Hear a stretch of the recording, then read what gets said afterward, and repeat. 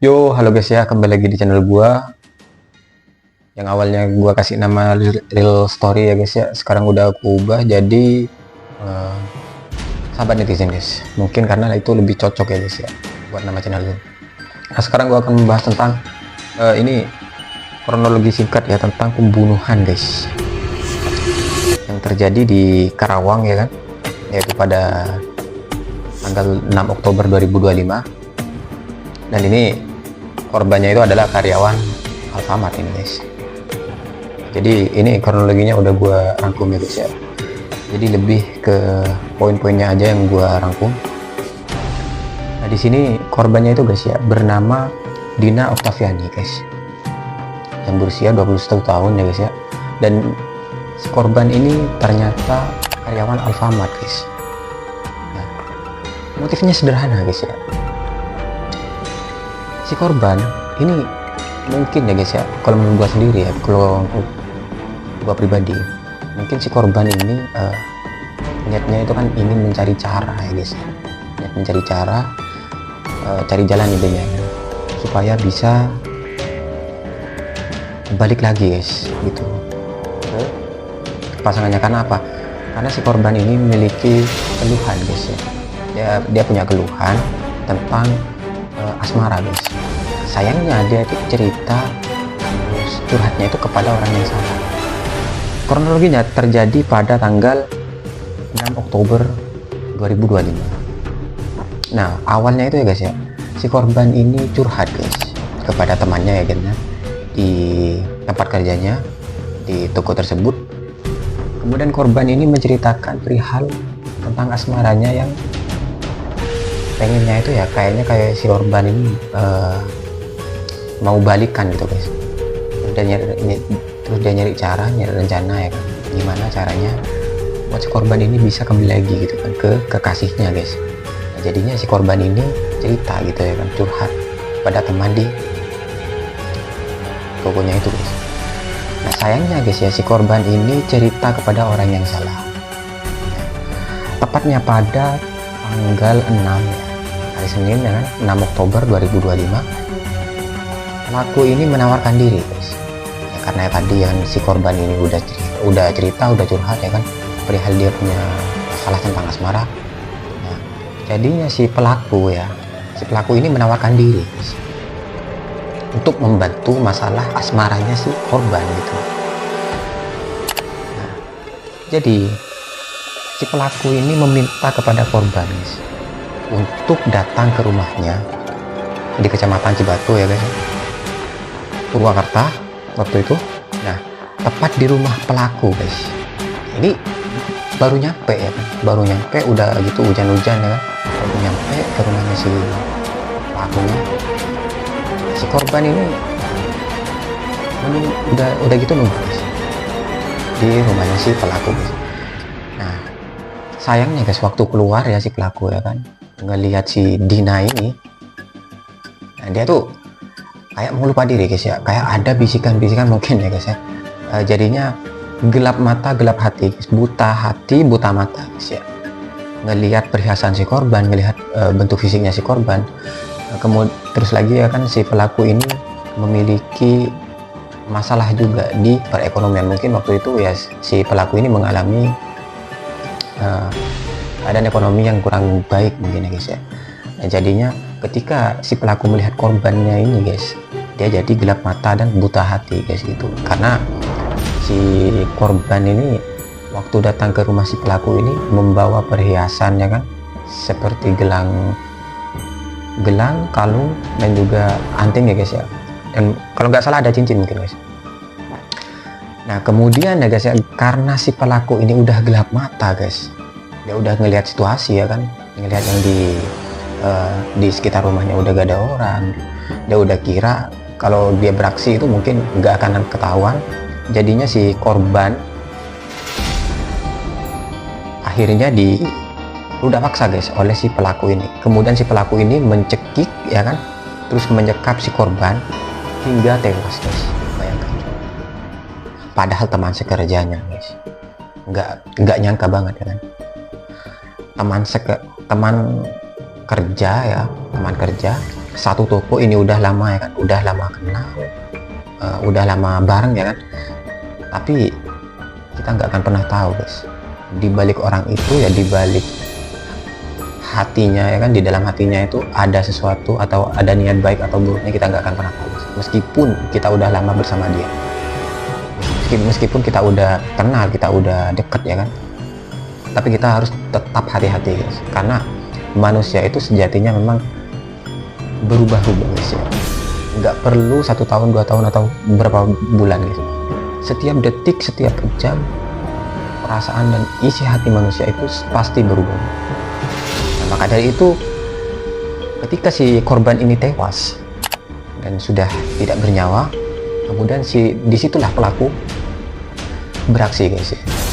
Dia mengambil seluruh perhiasan dari si korban, dan lebih mengherankannya lagi guys ya, si pelaku ini berhubung karena memang waktu itu udah kesempatan ya kan? Si korban udah gak bernyawa, dia udah dirampas semua ya kan, perhiasannya. Berhubung memang karena si yang korban ini cantik, jadinya si pelaku itu masih tetap melanjutkan aksinya guys, dengan cara merudah paksa si korban yang sudah dalam keadaan tidak bernyawa. Wah, gila banget ya, gila. Ini guys ya, pentingnya kita itu dalam berteman guys. Bahkan yang sudah lama berteman sekalipun, yang sudah sangat-sangat dekat, yang sudah sangat-sangat kenal, bisa saja berubah menjadi monster seperti ini guys. Nah, kalau gue sendiri ya, gue pribadi memang, kenapa gue nyebutnya si monster, memang gue gak baik ya, memang gue bukan orang baik juga, bukan. Gue juga masih berusaha untuk memperbaiki diri, tapi alangkah baiknya kita itu nggak terlalu percaya ataupun berharap kepada orang lain guys. Karena apa ya, karena manusia itu memang sejatinya kayak gitu guys, pasti berubah, pasti awalnya doang guys yang guys. Jadi kemudian karena si pelaku ini sudah selesai ya guys ya, melakukan aksinya ya kan, dia sudah merampas semua perhiasannya, dia sudah menghabisi si korban, kemudian dia sudah menganu-anu si korban ya guys. Nah kemudian pada tanggal 7 Oktober 2025 si korban ini ditemukan guys ya, besokan harinya. Karena memang sebelumnya ya, setelah mencekik dan merampas semua perhiasan milik si korban ya kan. Dan di sini ada kalung, ada cincin, kemudian 2 ponsel ya guys ya, dan juga sepeda motor. Setelah diambil semuanya oleh si pelaku, si korban ini ya guys ya, dibuang jasadnya ke bawah jembatan Merah Purwakarta guys ya, di bawah jembatan Merah Purwakarta. Yang nggak tahu guys gimana caranya si pelaku ini membuang jasadnya si korban ini guys. Tapi kalau untuk kronologinya, keterangan dari kepolisian itu memang dibuangnya itu di aliran Sungai Citarum ya kan, di bawah jembatan Merah di Purwakarta itu, dengan cara dibungkus kardus guys. Bayangkan itu gimana caranya guys, ngebungkus orang pakai kardus. Meskipun bisa, memang bisa guys ya, karena apa, karena banyak kardus yang besar-besar ya, tapi gimana cara dia ngebawa guys. Mungkin kalau menurut gue pribadi ya, kayaknya si pelaku ini ngebuang jasad si korban ini kayaknya kalau nggak salah itu paling pasnya nih paling malam guys, nggak mungkin siang hari, soalnya di sana ini tempat lalu lintasnya masyarakat lewat ya kan, pasti dia akan ketahuan guys. Kayaknya si pelaku ini ngebuang jasad si korban ini pada malam hari guys. Setelah itu kemudian pada tanggal 7 Oktober 2025 keesokan harinya, kemudian jasad si korban ini ditemukan guys di Sungai Citarum guys ya, di Desa Curug, Kecamatan Kelari, Karawang, sekitar 22 km dari lokasi pembuangan. Wah gila cuy, bener ya, kata-kata sepandai-pandai tempat melompat itu pasti jatuh juga guys. Nah, dan juga siapapun yang menyimpan bangkai guys ya, pasti akan tercium guys. Nah kenapa ya, karena enggak dari kejadian yang ini ya, enggak kejadian yang enggak pernah gua tonton secara langsung, tapi di rumah gua juga pernah guys ya menyaksikan sendiri seseorang yang melakukan kejahatan dengan cara diam-diam dengan seizin yang maha kuasa, ya kan, akhirnya kejahatannya pun terungkap juga, guys ya. Nah, dan tepat pada hari Kamis 9 Oktober 2025, polisi menangkap pelaku, guys ya, di minimarket tempat mereka berdua ini bekerja, guys ya. Ibaratnya memang di satu toko itu, di sana tempat si korban ini kerja ya bersama si pelaku. Si pelaku ini nggak lari, guys ya, langsung kembali, guys ya. Dia nggak lari, dia nggak resign kerja ya, dia tetap kerja di sana.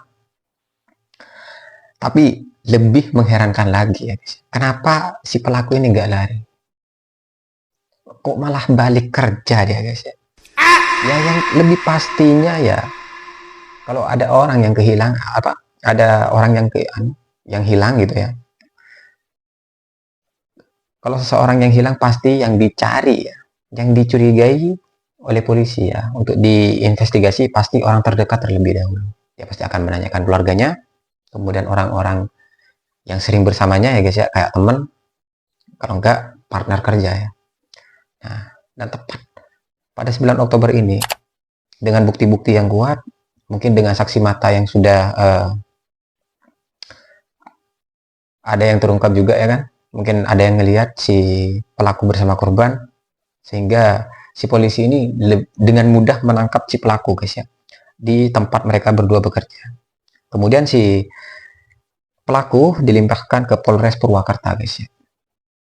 Tempat kejadian perkara berada di wilayah hukum tersebut, karena memang toko yang tempat mereka bekerja itu ada di wilayah Polres Purwakarta, guys ya. Nah, kemudian inti dari poin yang udah gue rangkum ya tadi, jadi gue ambil penting-pentingnya aja, guys. Yang terpenting bagi kita ya, guys ya, ke depannya ya, ini pesan dari gue pribadi, karena kalian mungkin udah tahu ya kronologinya ya kan, gak hanya gue yang ngebahas, tapi sebelum-sebelumnya pasti banyak juga udah yang ngebahas ya kan, entah itu dari reporter TV, dari wartawan pasti banyak juga, dan juga youtuber pasti banyak yang ngebahas juga, kemudian di TikTok juga udah banyak yang ngebahas. Nah, cuman kalau untuk gua pribadi, pesan dari gua pribadi ya, untuk semua orang, alangkah baiknya ke depannya kita itu harus memiliki rasa curiga, guys, kepada orang-orang terdekat kita, karena memang benar, guys, musuh itu memang bukan orang yang jauh, guys. Nggak ada musuh itu orang, nggak ada, guys ya. Musuh itu pasti orang terdekat kita, guys. Entah itu teman ya, entah itu keluarga kita ya, entah itu mungkin pasangan kita nggak akan pernah tahu, guys. Nah, jadi lebih baik, alangkah baiknya ya, kita itu harus memiliki rasa curiga, guys ya, dan tidak menaruh rasa percaya yang begitu besar kepada seseorang. Nah, jadinya kita itu bisa lebih waspada, bisa lebih hati-hati ya dalam bertindak. Karena apa? Karena kita tidak pernah tahu, guys ya, isi hati setiap seseorang itu kita gak akan pernah tahu. Mungkin sekarang dia baik, tapi jujur ya, itu pasti akan berubah, guys ya, seiring berjalannya waktu.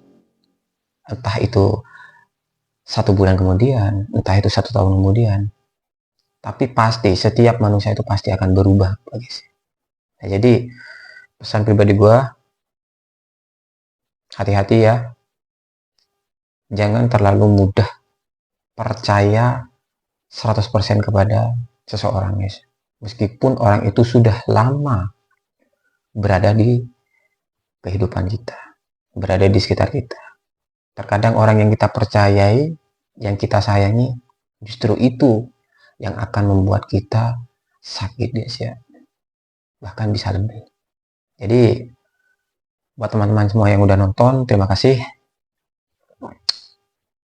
Jadi mohon dukungannya ya, guys ya, dengan cara like, comment, and subscribe. Dukung terus, dan gue akan berusaha untuk konsisten menyajikan konten-konten tentang peristiwa-peristiwa yang akan terjadi, guys. Entah itu di dalam negeri maupun di luar negeri ya. nasional maupun internasional guys ya. Gua akan berusaha untuk ngerangkum, mengambil poin-poin pentingnya aja. Soalnya kalau untuk secara full mungkin gua agak mampu ya guys ya. Karena apa? Karena HP gua untuk dijadikan alat edit udah batuk-batuk guys. Memang HP-nya udah kentang ini guys ya. Jadi terima kasih yang udah nonton ya, tetap stay tune dan see you and bye bye.